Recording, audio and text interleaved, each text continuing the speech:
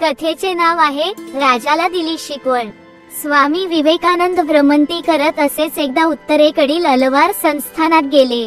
त्यांचे प्रवचन ऐकायला गेलेल्या त्या संस्थानच्या दिवाणाने प्रभावित होऊन त्यांना राजवाड्यावर नेले आणि त्यांची राजा मंगलसिंह यांची भेट घडवून आणली। राजाचे आयुष्य चैनीत चालले होते, शिवाय त्याच्या मनात राजेपणाचा अहंकारही होता।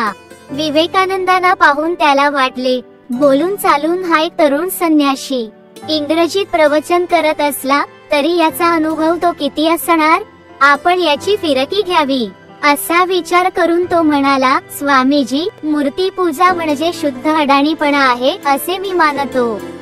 एखाद्या मूर्तीला हळद कुंकू आणि फुले वाहताना तसेच तिच्या पुढे हात जोडताना लोकांना पाहिले की मला त्यांची कीव येते। याबाबतीत तुमचे काय मत आहे? राजाच्या या प्रश्नाला सरळ उत्तर न देता स्वामी दिवाणजींना म्हणाले, दिवाणजी, या भिंतीवर टांगलेल्या चित्रावर थुंकून येता का? स्वामींच्या तोंडचे हे वाक्य ऐकून दिवाणजींना कापरेच भरले। रागाने लालबुंद झालेल्या राजाच्या चेहऱ्याकडे एकवार चोरट्या नजरेने बघून दिवाणजी म्हणाले, स्वामी काय बोलत आहे? ते महाराजांचे दिवंगत वडील आहेत। विवेकानंद म्हणाले, दिवाणजी, तो तर काळ्या शाईने रंगवलेला एक जाड कागद आहे।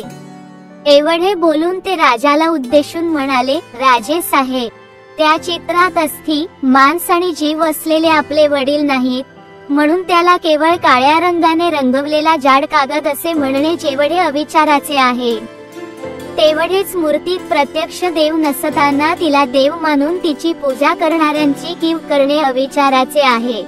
स्वामी पुढे म्हणाले, मूर्ती म्हणजे देव नव्हे, हे त्या मूर्तीची पूजा करणारे ज्ञानी भक्त जाणतात।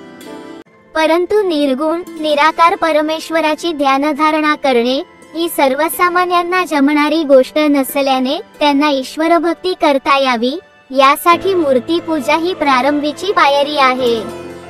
यातूनच पुढे तो परमेश्वराशी एकरूप होण्याचे ध्येय साध्य करू शकतो। हे ऐकून राजा अंतर्मुख होऊन विचारात पडला।